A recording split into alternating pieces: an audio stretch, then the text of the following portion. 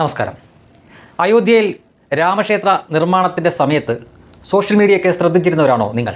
എങ്കിൽ തീർച്ചയായിട്ടും നിങ്ങളുടെ കണ്ണിൽ ഒരുപാട് ട്രോളുകൾ പെട്ടിട്ടുണ്ട്, ഒരുപാട് ട്രോളുകൾ നിങ്ങൾ കണ്ടിട്ടുണ്ട്. അതുപോലെ തന്നെ ഇവിടുത്തെ പ്രബുദ്ധ ലിബറലുകൾ ചോദിച്ച ചില ചോദ്യങ്ങളുണ്ട്. ആശുപത്രി പണിതുകൂടെ ആകാശിന്, സ്കൂളുകൾ പണിതുകൂടെ, തുടങ്ങിയ അനവധിയായിട്ടുള്ള ചോദ്യങ്ങൾ. അതിനൊപ്പം തന്നെ രാമൻ നരേന്ദ്രമോദിയുടെ കയ്യും പിടിച്ചുകൊണ്ട് സ്കൂളിലേക്ക് കൊണ്ടുപോകുന്ന തരത്തിലുള്ള ചില ചിത്രങ്ങളും ഇവിടുത്തെ പ്രബുദ്ധ ഇടത് നേതാക്കളടക്കമുള്ളവർ സോഷ്യൽ മീഡിയയിൽ പങ്കുവച്ചിരുന്നു. ഇവറ്റകൾക്ക് 5 പൈസയുടെ വിവരമില്ല എന്ന് മാത്രമല്ല, മണ്ടന്മാരും യാതൊരു ദീർഘവീക്ഷണമില്ലാത്തവരുമാണ്.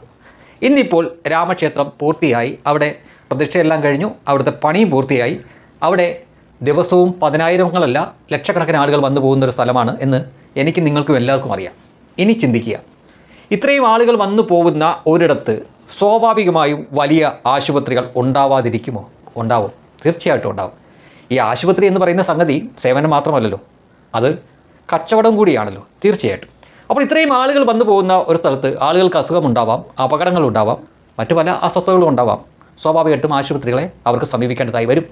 അങ്ങനെ വരുമ്പോൾ ഇത് കച്ചവട താല്പര്യത്തോടു കൂടി തന്നെ ആശുപത്രി ശൃംഖലകൾ പണിയുന്ന അല്ലെങ്കിൽ അത് നടത്തുന്ന എത്രയെത്ര വമ്പൻ ടീമുകളുണ്ട് നമ്മുടെ രാജ്യത്ത്. അവരിൽ എത്രയോ പേർ ഇതിനകം തന്നെ അവിടെ ഈ സംവിധാനം തുടങ്ങിക്കഴിഞ്ഞു. എത്രയോ നിരവധി മൾട്ടി സ്പെഷ്യാലിറ്റി ആശുപത്രികൾ അവിടെ ഇതിനകം തന്നെ വന്നു കഴിഞ്ഞു. അപ്പോൾ ആശുപത്രി പണിതുകൂടെ എന്ന് ചോദിച്ചവരുടെ ആ സംശയത്തിന് പരിഹാരമായില്ലേ? ആശുപത്രി സർക്കാർ അല്ലെങ്കിൽ ഉത്തർപ്രദേശ് സർക്കാർ അല്ലെങ്കിൽ ഈ രാമക്ഷേത്രത്തിന് പിന്നിൽ ഇത് നിർമ്മിച്ചവർ പണിയാതെ തന്നെ രാമക്ഷേത്രം പണിതതിൻ്റെ ഒപ്പം ഈ സംഗതി വന്നു കഴിഞ്ഞു. അപ്പോൾ അത് കഴിഞ്ഞേ ഇനി സ്കൂൾ. സ്വാഭാവികമായിട്ടും രാമക്ഷേത്രം ഇരിക്കുന്ന ഒരു സ്ഥലത്തെ അവിടുത്തെ സ്ഥല വില അടക്കം എല്ലാത്തിനും ഉയർന്ന നിലവാരത്തിലേക്ക് പോകുമെന്ന കാര്യത്തിൽ ഒരു സംശയവുമില്ലല്ലോ ആർക്കും. അപ്പോൾ അതിൻ്റെ സമീപ പ്രദേശങ്ങളിൽ വലിയ റെസിഡൻഷ്യൽ ഏരിയകൾ രൂപപ്പെടും, സ്വാഭാവികമായിട്ടും വരും. അങ്ങനെ വന്നു കഴിയുമ്പോൾ അവിടെ അതിന് തക്കതായിട്ടുള്ള സ്കൂളുകൾ വരും, ഒരു സംശയം വേണ്ട, വന്നു കഴിഞ്ഞു. അപ്പോൾ സ്കൂൾ പണിതുകൂടെ എന്നുള്ള സംശയവും അവിടെ മാറിക്കെട്ടി. പക്ഷേ ഇതൊന്നും ദീർഘവീക്ഷണത്തോടെ കാണാനുള്ള മൂള മാത്രം ഈ കൊഞ്ഞാണന്മാർക്ക് ഇല്ലാതായിപ്പോയി. ഇനി അവിടെ എന്താണ് വരാത്തത്? അവിടെ ഒരുപക്ഷെ ഒരു നിശ്ചിത ചുറ്റളവിനുള്ളിൽ ഈ നോൺ വെജ് ഐറ്റങ്ങൾ മാത്രം ഒരുപക്ഷെ അവിടെ അനുവദനീയമല്ല. ബാക്കിയെല്ലാം വരും അവിടെ. ബാക്കി എല്ലാ സംഗതികളും അതിനോട് ചുറ്റും ചേർന്ന് വരും. എല്ലാ അത്യാധുനിക സംവിധാനങ്ങളും അവിടെ വരും. അപ്പോൾ ഇതിൻ്റെ എല്ലാം കേന്ദ്രബിന്ദു എന്നത് എന്താണ്? രാമക്ഷേത്രം. അപ്പോൾ ഒരു ക്ഷേത്രം എന്നത് ഈ സാമ്പത്തികമായിട്ടുള്ള ക്രയവിക്രയങ്ങളെ കൂടി സ്വാധീനിക്കുന്ന കാര്യമാണ് എന്നിപ്പോൾ മനസ്സിലായില്ലേ? തീർച്ചയായിട്ടും നമ്മുടെ ഈ കേരളത്തിലുള്ള ഈ ട്രാവൽ ഏജൻസികൾ വരെ അയോധ്യയെ കൊണ്ട് ജീവിക്കുന്നവരുണ്ട്.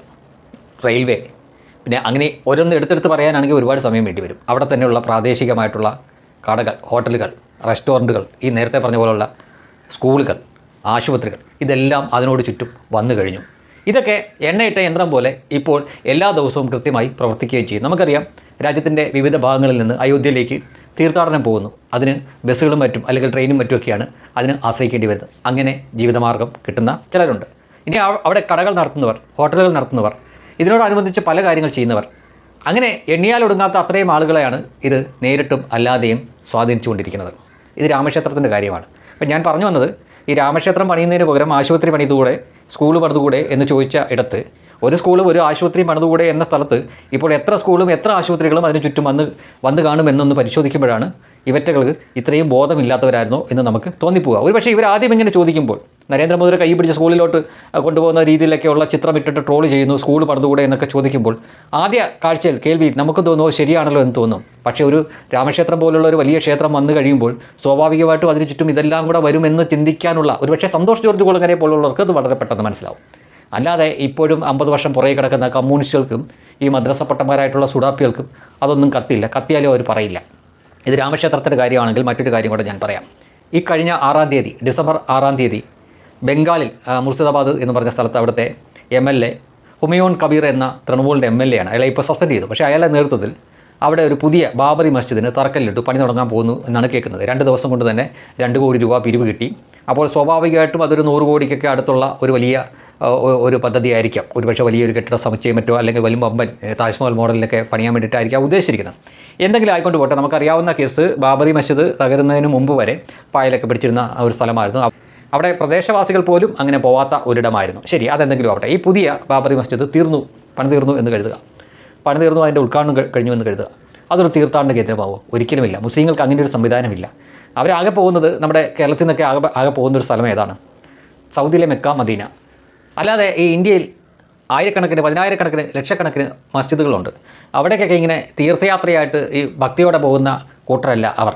ഹൈന്ദവർ പോകുന്നുണ്ട്, ക്രിസ്ത്യാനികൾ പോകുന്നുണ്ട്. പക്ഷേ ഇവർക്ക് അത്തരം സംവിധാനങ്ങളില്ല. ഇവരെ സംബന്ധിച്ചിടത്തോളം ഒരു യാത്ര പോകുമ്പോൾ ആ നിസ്കരിക്കാനുള്ള ഒരു സമയമാകുമ്പോൾ അടുത്തുള്ള ഏത് ഇടമാണോ അവിടെ കയറി നിസ്കരിക്കുക. അതിനപ്പുറം ഇതിനൊന്നും വലിയ പവിത്രതയില്ല. ഈ സ്ഥലങ്ങൾക്കൊന്നും ക്രിസ്ത്യാനികൾ കൊടുക്കുന്ന പോലെയോ ഹിന്ദുക്കൾ കൊടുക്കുന്ന പോലെയോ ഒരു പ്രത്യേകതയോ പവിത്രതയൊന്നുമില്ല. കാരണം അതിനകത്ത് ശില്പങ്ങളോ അല്ലെങ്കിൽ പ്രതിഷ്ഠയോ പുസ്തകങ്ങളോ അങ്ങനെയുള്ള സംഗതിയൊന്നുമില്ല. അത് അവരെ സംബന്ധിച്ചിടത്തോളം ഒരു അടച്ചുറപ്പുള്ളൊരു കെട്ടിടം എന്നതിനപ്പുറം ഇത്തരം പള്ളികൾക്കൊന്നും പ്രത്യേകതയൊന്നുമില്ല. അതിനാൽ അവിടെ ഈ പണി പൂർത്തിയായാലും അവിടുത്തെ പ്രദേശവാസികൾ തന്നെ അവിടെ പോയി എന്ന് പറയാം. അത് തന്നെ സംശയമാണ്. അപ്പോൾ അവർക്ക് വേണ്ടി മാത്രമായിട്ട് ഇതിന് ചുറ്റും ഈ പറഞ്ഞ സംഗതിയൊന്നും വരാൻ പോണില്ല, ഒരു മുണ്ണാക്കും വരാൻ പോണില്ല.